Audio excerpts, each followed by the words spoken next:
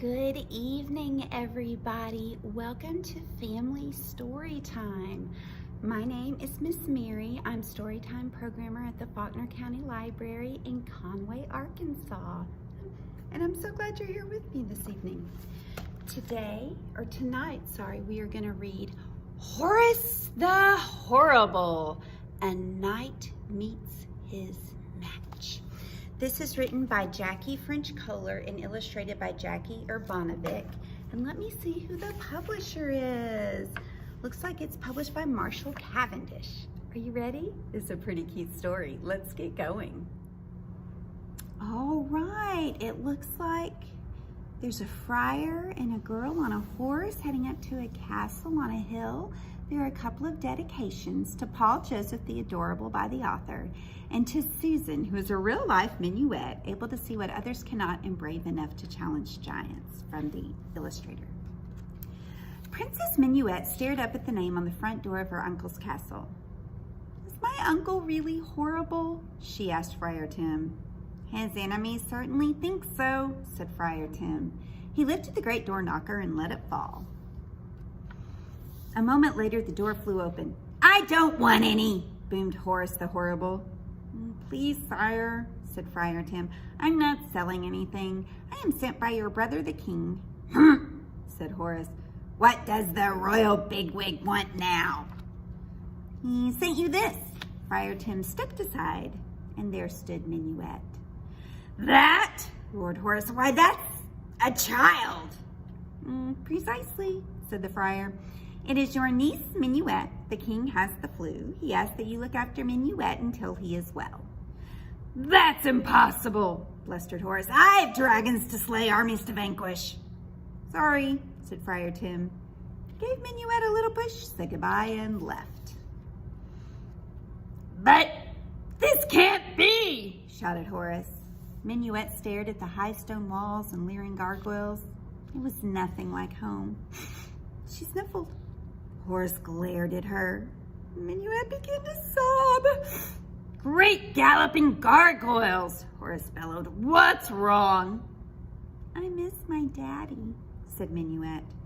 "Oh, daddy fatty," said Horace. "I can do anything that swell head can do. Come, let's slay a dragon."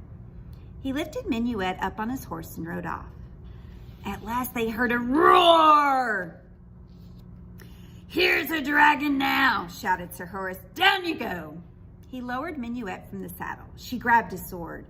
"What are you doing?" he cried, his eyes on the approaching dragon. "Get that back! Hurry!" Minuet picked up a stick and put it in Horace's hand. Holding the stick high, Sir Horace charged. Flames burst from the dragon's mouth and smoke filled the air. There was a great deal of roaring and shrieking. Then a slightly scorched Sir Horace charged back out of the smoke. "This is a stick," he shouted. "I know," said Minuet. "I could have been killed," Sir Horace roared. "So could the dragon," said Minuet, "and I still miss my daddy." "Oh, daddy ratty," Sir Horace blustered. "Your daddy couldn't fight a dragonfly. Come on, let's vanquish an army." He scooped up Minuet and galloped off again. Over hill and dale they rode until they came upon a vast army. "Ah, here we go," said Sir Horace. He lowered Minuet to the ground and raced down into the valley. Minuet heard clashing swords and thundering hooves. She saw the great army flee into the hills. Sir Horace rode back with the flagstaff in his hand. "For you, my lady," he said. Minuet unfurled the flag and looked at it. "Uncle," she said, "this is our flag. You just vanquished our army." Sir Horace lifted his visor and squinted. "Oh, drat," he mumbled. "I miss my daddy," Minuet sniffed. "Daddy schmatty," said Horace. "Your daddy couldn't vanquish an army of ants. Let's go find some damsels in distress." East and west and north and south they rode, to the farthest corners of the kingdom, but there were no damsels to be found. Discouraged, Sir Horace sat down beneath a tree for some lunch and a short nap. While Horace snored, Minuet gazed at a tall stone tower in the distance. Away from her uncle she crept. Across the meadow she ran, and up the tower stairs she climbed. "Help! Help!" Minuet cried. Sir Horace sprang to his feet. "A damsel!" he cried. "Fear not, my lady, help is on the way." He leapt to his horse, charged across the meadow, scaled the tower walls, and hurled himself through the window. "You could have taken the stairs," said Minuet. Sir Horace stared. "You!" he cried. "I thought I heard a damsel in distress." "Uncle," said Minuet, "I am a damsel in distress." Horace looked doubtful. "How so?" he asked. "I miss my daddy!" shouted Minuet. "Oh, Daddy Waddy!" shouted Sir Horace. He grabbed Minuet's hand and dragged her back out to the meadow. "Just tell me one thing your daddy does better than I do," he demanded. "He hugs," said Minuet. What? Sir Horace choked. "He hugs," said Minuet. "That's all I want. Not a dragon, not an army, not a damsel in distress. Just a hug." said Horace. "We can't have that. I'm far too hard and prickly for hugging." You could take your armor off," said Minuet. Are you mad I haven't had my armor off in public since I was a knave? "But my daddy," Minuet began. Horace rolled his eyes. "Oh, all right," he barked. He took off his helmet, his breastplate, his mail suit, and his gloves. He squinted in the sun. "I don't think I like this," he said. "Sit down," said Minuet. So Horace sat.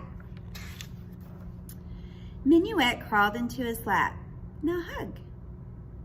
Very carefully, Horace put his arms around her. Minuet snuggled against his chest. "Thank you, Uncle Horace," she said. Sir Horace blushed. "No one will ever call me Horace the Horrible again." "Is that so bad?" asked Minuet. Sir Horace considered. Without his armor on, he could hear the birds singing and smell the meadow flowers. He could feel the sun on his shoulders and the cool breeze in his hair. He hugged Minuet tighter. "Maybe not," he said.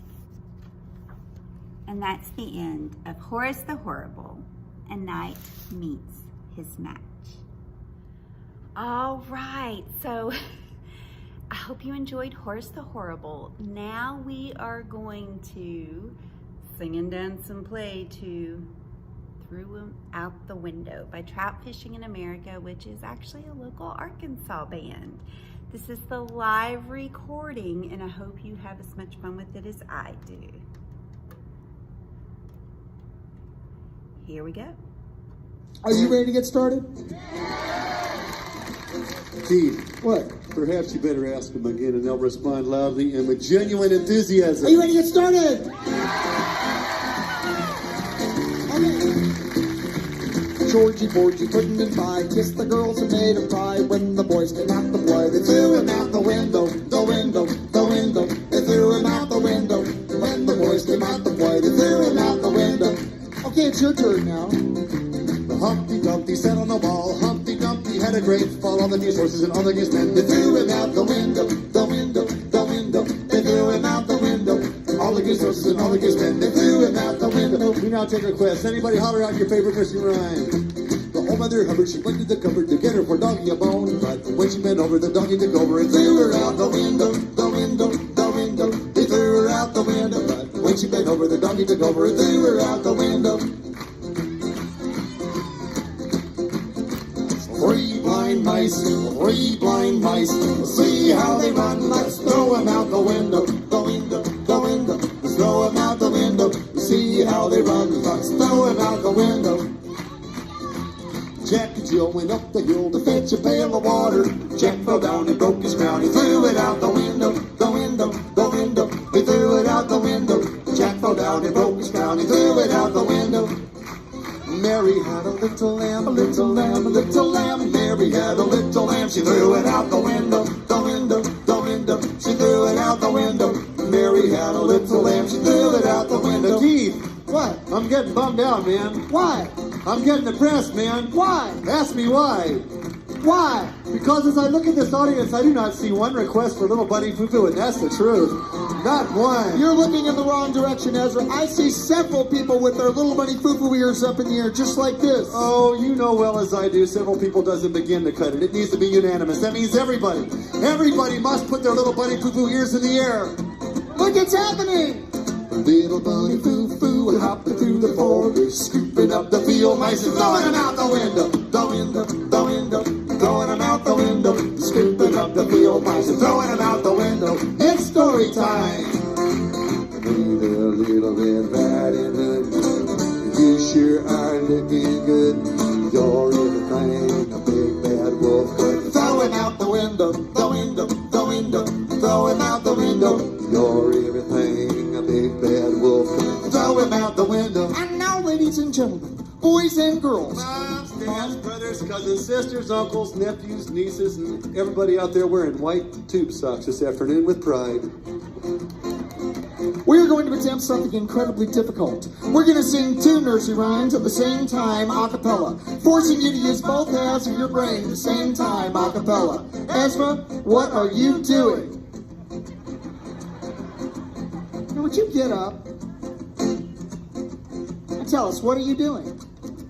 A pretty fine imitation of you, my tiny friend. Anyway, I'm going to be singing Rub-a-Dub-Dub, 3 Men in a Tub. Ezra will be singing Stairway to Heaven. A massively popular and financially lucrative nursery rhyme from the 1970s. Okay, so count it off. 1. I may have blonde hair, folks, but I can count. This is my part of the program and what I call dramatic pause. 1, 2, 3. There's a lady that shows all the glitters of gold, and she's buying a stairway. Throw it out the window, the window, the window. Throw it out the window. She's buying a stairway. Throw it out the window. Woo! I hope you enjoyed that silly song as much as I did. Thank you so much for joining me for Family Story Time, and I'll see you next week. Bye-bye.